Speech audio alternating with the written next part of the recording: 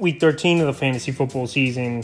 And here's a few running backs I looked at off the wire this week. The first guy, Zach Moss of the Indianapolis Colts. So Zach Moss, he fell out of favor a little bit, obviously, with Jonathan Taylor getting healthy and full workloads after he held out the first month of the season and was banged up.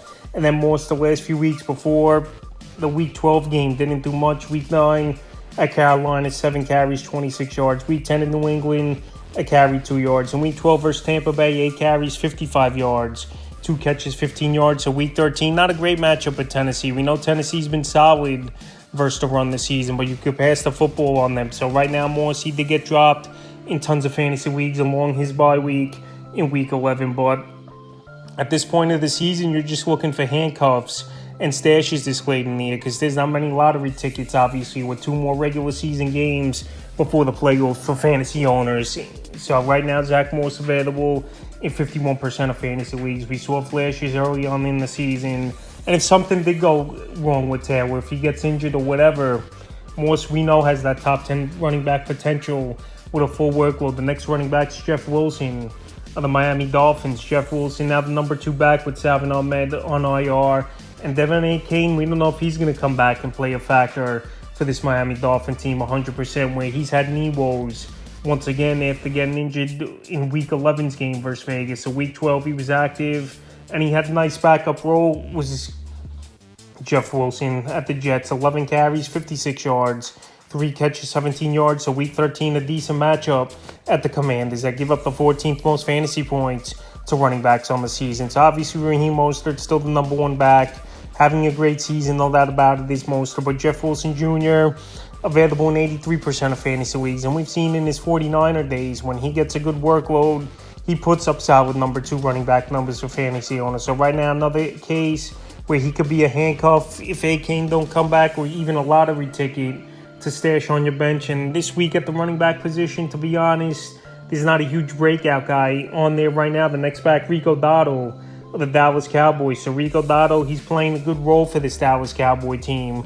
and getting more work over the last 3 weeks. Week 10 versus the Giants, 12 carries, 79 yards, a touchdown. Week 11 at the Panthers, 8 carries, 23 yards, 2 catches, -3 yards. And Week 12 versus the Commanders, 3 carries, 11 yards, but he had a 15-yard catch for a touchdown on a screen early in that one. So Dotto, he can run in between the tackles.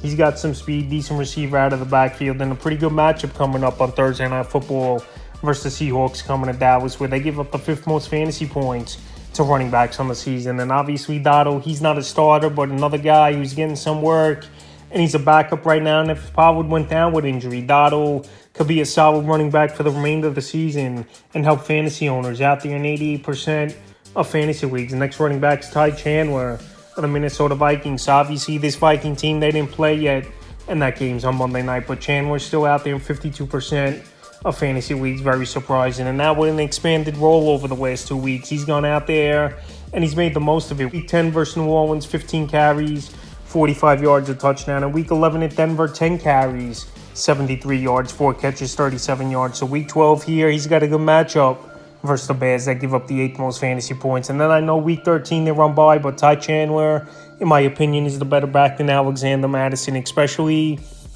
in the passing game and explosiveness as well. So right now, even with the Monday night game and then a Week 13 bye, he's still a running back I would stash on my roster and has great potential. In the 5th and final running back I look at off the wire this week here is Latavius Murray of the Buffalo Bills. I know the Bills, they brought in Leonard Fournette a few weeks ago, but obviously he hasn't been on the active roster.